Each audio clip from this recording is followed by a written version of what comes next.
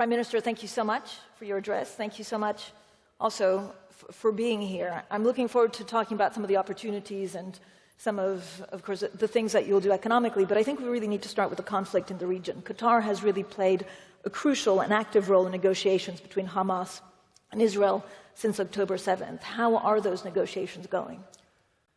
Well, it's been actually a very long process, and especially in the past few weeks, we have seen some momentum building, but unfortunately, things didn't move in the right direction. And right now, we are in a status of almost a stalemate.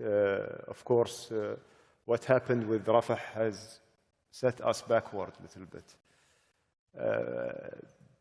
I think there are a lot who are not understanding the nature of this conflict and mediation, and there is a lot of misconception about it. Because if we will look at it, when there are two parties who want to agree on something, you need to agree on the baseline, first of all. And I believe that what we are seeing, there is a fundamental difference between the two parties. There is one party who wants to end the war and then talk about the hostages. There is another party who wants the hostages and wants to continue the war. And as long as there is any commonality between those two things, it won't get us to a result. I believe it's very important for all of us right now to see what's happening with all this destruction that's happened in Gaza. Enough is enough. We need to stop the war. We need to focus on the future. What's the catastrophe in Gaza, actually, if you look at it, most of the reports saying that it will need 40 to 50 billion to rebuild it until 2040. So the amount of destruction, we didn't see much of it. Only what we see on screens probably will not represent more than 10–20% of what's really there happening. And of course, adding to this the risks of the spillover of the war, and we have seen, the region became a very turbulent region, whether it's on the Red Sea, in Lebanon, and this risk is just going to increase as long as the war is ongoing. But, Prime Minister, more immediately, do you see any silver lining? And how does the current fighting completely stop? Well, we believe that the best way for us, that's what we'll be calling for, that to reach an agreement where we recognize that the ceasefire is required now. We need to stop the killing. We need to stop this atrocities that's happening. And, of course, to negotiate a deal for the hostages. I think that if those two elements aligned, we believe we can have a deal, in just in a matter of days. But as I mentioned to you, probably there is no clarity how to stop the war from the Israeli side. I don't think that they are considering this as an option. And there is also, unfortunately, like a stereotype, even when we are talking about a deal and leading to a potential ceasefire, a lot of politicians are, retracting us by their statements that they will remain there, they will continue the war. And there is no clarity on what Gaza will look like after this. So there's not much hope there. Well, I'm always hopeful, so I cannot say that there is no much hope. Of course, we will keep trying, we will keep pushing, but it's at the hands of the parties at the end of the day. Once they are willing, they will find us helping and facilitating and bridging the gaps. Do you see Qatar as continuing having a role in these negotiations? Well, we didn't stop. We had actually some challenges in the past few weeks. We did a reassessment of the attitude as well. I mean, also we didn't want to be used or abused as a mediator. And to make it very clear for everyone, our job is limited to our mediation role. That's what we will do. That's what we will continue to do. Of course, whenever we are needed, we are stepping up. We were needed in the last 2 weeks in helping in the negotiations, and I believe we made a very good progress in the last round. Prime Minister, there has also been talk about Qatar asking Hamas leaders that reside in Doha to leave. What's your country's stance on this? Well, there is actually, there are a lot of speculations about this. And basically, if we look at this specific issue, we need just, to understand the backgrounds. When Hamas started their presence here in Doha back in 2012, it was for a reason. It was to serve as a political office for them to create a communication channel between them, the Israelis, the Americans, everyone. And this channel proven to be effective. I mean, if you look at different conflicts from 2014 all the way until now, this office played a key role in it, including the hostage release that unfortunately a lot of politicians have forgotten.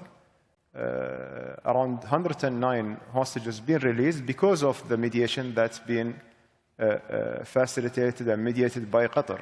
And it was the only hostage release that happened throughout the war, not by the military action or not by pressuring or doing so. And we believe that as long as the war is ongoing and there is a need for the communication, there is nothing to be entertained in that area. Our view here in Qatar that we need to be, accessed for different parties to resolve conflicts. We are not parties of the conflict. Like our principles, our policies in support of the Palestinian people will never change. Our policy in having a two-state solution will never change, and nothing will compromise it. And as long as we are, having the capability to be helpful, we will do it. We did that between Afghanistan, between Taliban and the US. We did that between different parties in Lebanon, in Sudan, and others. And that's basically the core of our foreign policy. It's been built based on mediation, on trying to help in resolving conflicts between the parties. There are countries or people might not like it, but we don't ask everyone to like it, just to understand it. But Prime Minister, and you allude to this, there was wide regional consensus, right, behind the events that led actually to Hamas relocating to Doha, including the US. Do you see those dynamics changing? We don't see any change. Right now, everyone is focused on the current mediation. Everyone is focused on how to get to a result to end the war and to get the hostages back. So on the rebuilding, under what circumstances would Qatar contribute to the rebuilding of Gaza? This is actually, it's still a premature question because no one is talking about the day after from our perspective in a realistic manner. There are multiple views you are hearing here and there. We believe in one Palestinian government that should be in charge of West Bank and Gaza. And this Palestinian government should be built on consensus between the Palestinians and to lead the transition of the country. Whether this will be allowed by the Israelis, and we have seen the statements by the Israeli government that they don't want the PA even to be there. And I think that if we will end the war in a state where the country is destroyed, no vision for it, no vision for the PA to go in, it will be very difficult not only for Qatar but for the rest of the world to step in and to invest in unknown. That will remain a challenge. So we always encourage, and we are working together with our Arab partner, what we call it the Committee of Six Arabs, and the US, in order to try to think about what's the best way to transition to the day after in a way that will not actually affect the Palestinian people, will not affect the Palestinian cause, and will not undermine the Palestinian Authority. Prime Minister, can you touch on some of the investment plans actually for Qatar? Are there any regions or actually sectors that you find particularly exciting right now? Well, we are very much, actually, our focus in terms of the sovereign wealth fund and the investment that we are investing internationally, it continues following the strategy of diversification, which is mainly we invest in everywhere in the world where there will be a high return. We ensure that the balance is struck within the portfolio. Of course, US has been, in the last few years, one of our main markets. Asia is an interesting market for us, and we have invested over there, but also we are exploring new opportunities, but also trying to expand to new emerging markets like Central Asian region and Africa as well. Our focus is, as sovereign wealth fund, it's for future generations. So we wanted to make sure that these investments are not high in risk, ensuring the stability of the jurisdiction where we are investing, and ensuring the sustainable income. On a local front, we just launched our National Development Strategy 3, which is, we see it as like the last mile toward achieving Vision 2030. And if you will think about it from perspective where Qatar, in the last 25 years, focusing on building energy infrastructure, then the hard infrastructure preparation for the World Cup, now is the moment to capitalize on all what's been built. And what's really at the center of this strategy, focusing on human capital and all the investment that we have done in education and the human capital that Qatar have right now, unleashing their potential, opening up opportunities for the private sector, government to step back from a lot of things and to just remain as a regulator, creating, there is a significant incentive schemes that will be created to encourage private sector and foreign direct investment, focusing on areas of manufacturing, logistics, RRC, and tourism, ICT, financial services.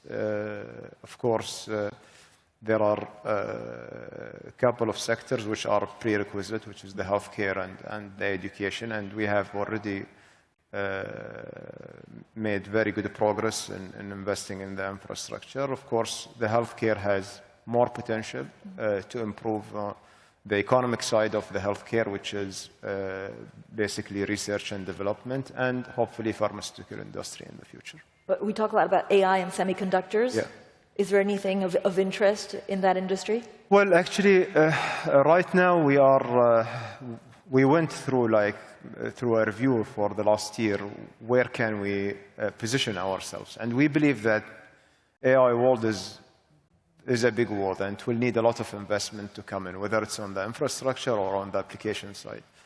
Now, our focus here in Qatar is how to become more complementing for other countries in the region as well, because there are ambitious plans also taking place in UAE, for example, in Saudi Arabia.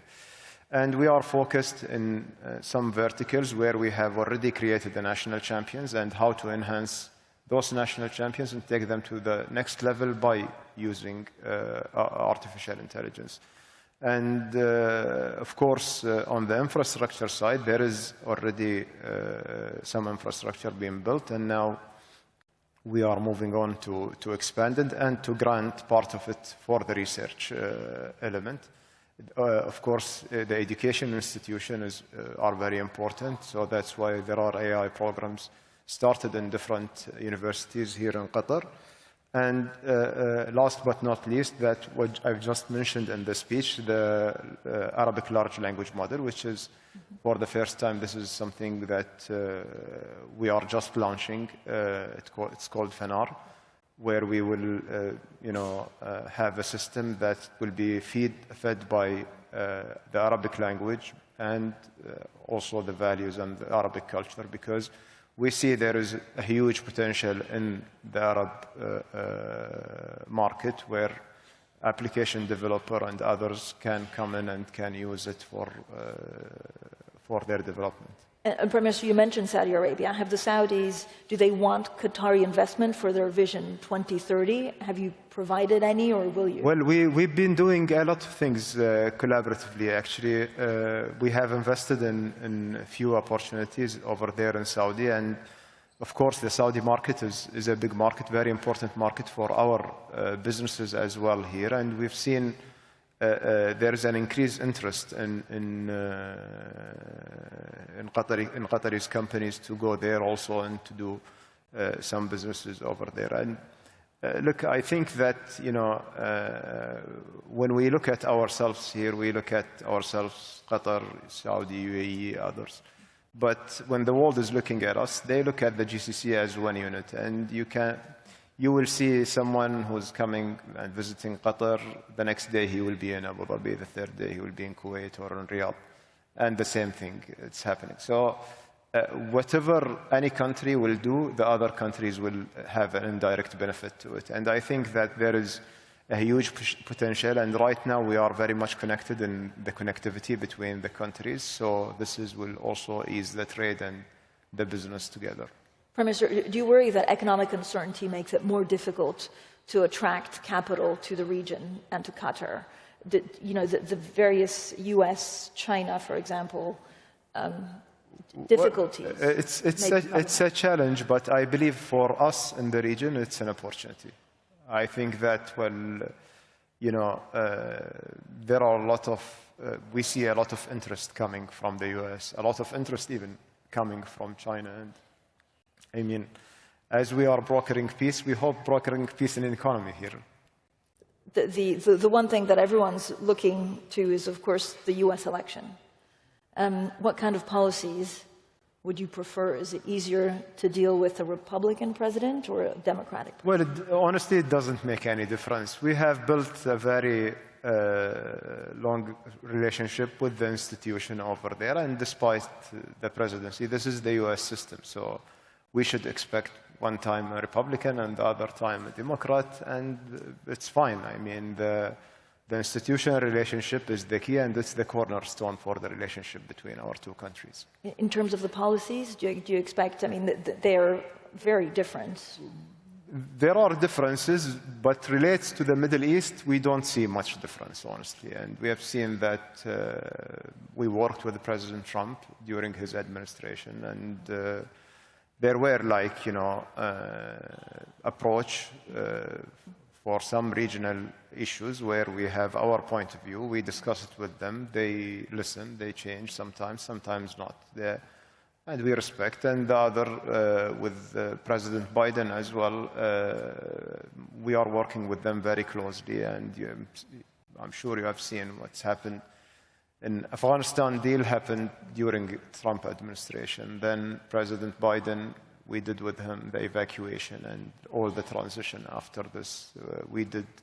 We are doing together right now the ceasefire in Gaza, but also other areas. And I think we are working very well with everyone. Prime Minister, we talked a lot about volatility and some of the challenges and some of the opportunities. What gives you the most hope for the next 12 months? Well, actually, first of all, it's when you look at the pyramids of needs, you need security. And as long as this war is ongoing, regional security will be threatened. And we will have, it will be very much unpredictable. So that's why even Qatar now, currently the president of GCC, the theme of this year, we were very much focused on getting all GCC partners to think about what is the best regional security framework that we can work together with in order to ensure the security and the stability of our region. What's really worrying me is, the escalation of the war, the continuation, plus the uncertainty of some of the politicians just to continue the war without having any direction where to go or what to do. And that will just put us at risk of, spilling over. But also, Post the war, actually, even if the war stopped and there is no a rescue plan for Gaza, I think the problem will be bigger. And in the medium term, we are very much worried after all these images to see like another wave of radicalization. So security is the key for us in the region. We need to preserve it as much as possible. Prime Minister, thank you so much for your time today. Thank you. Thank you.